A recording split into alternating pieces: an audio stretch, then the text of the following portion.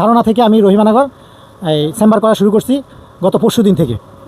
তো এখন আমি চেম্বারের ঠিকানাটা হচ্ছে আমার ঔষধ বাজার, রহিমানগর দক্ষিণ বাজার, চৌরাস্তার মোড়, রহিমানগর কচুয়া, চাঁদপুর।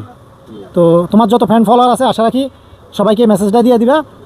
আমি সকাল 6টা থেকে রাত্রে 1টা পর্যন্ত অন কলে থাকি। এর মাঝে চেম্বারে আসি 9টা থেকে 1টা পর্যন্ত এবং 3টা থেকে 7টা পর্যন্ত থাকবো ইনশাল্লাহ। আর এছাড়া যার যখন দরকার আমাকে অন কলে পাবে। ওই ফার্মেসিতে আসলে ওষুধ যে ফার্মেসি যে ওষুধ বাজার, ওখানে আসলে ওরা আমাকে কল দিলে আমি 2-3 মিনিটের মধ্যে চলে আসবো ইনশাল্লাহ। ভাই তো ভাই তোমার তো পাওয়া ভালো আছো? না কিসের বিজি কি হতো কোন? এই তো আলহামদুলিল্লাহ। আচ্ছা বল রাত ভাই। জি ভাইয়া। আমি কতদিন ধরে কি মানে আমি তো দেখলাম আমি ছোট থেকে আমার সাথে পরিচয় হলো আপনি জি হাফেজ মানে হুজুরের লাইনে হুট করে কীভাবে আবার ডাক্তার লাইনে চলে আসলো। আচ্ছা তাহলে আমি বলি, আমার জীবনের ফার্স্ট আমি প্রথম ক্লাস 3 পর্যন্ত পড়াশোনা করছি। পড়াশোনার পর করে আমার বাবা আমাকে হাফিজি মাদ্রাসা দিয়ে দিছে। আমি ফোনসাই হাফিজি মাদ্রাসা আমার জীবনের ফার্স্ট, ওখানে ফার্স্ট, ওখান থেকে শেষ করছি লাস্ট।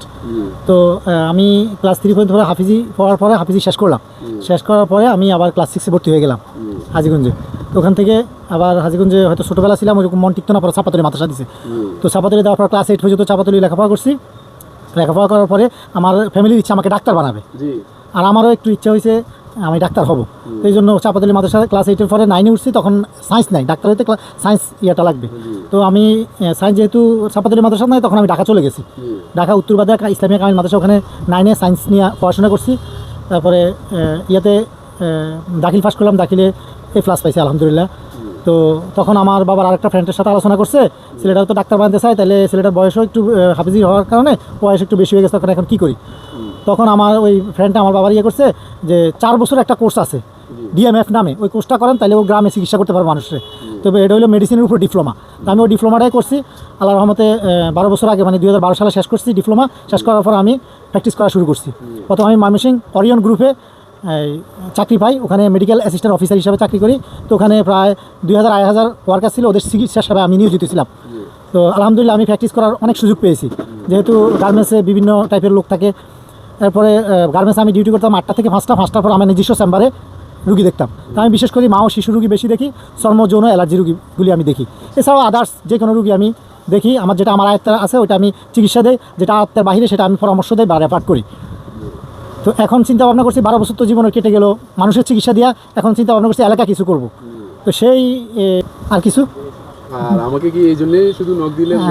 না না, অ্যাকচুয়ালি তোমাকে নক দিছি আমি, তোমার অনেকগুলো ভিডিও দেখছি, ভিডিওর মধ্যে দেখি অনেকে তোমার একটু হেল্প নেয়, যারা মনিটাইজেশন পায় তো তারা তোমার হেল্প নেয় একটু সেটিং করে দেওয়ার জন্য।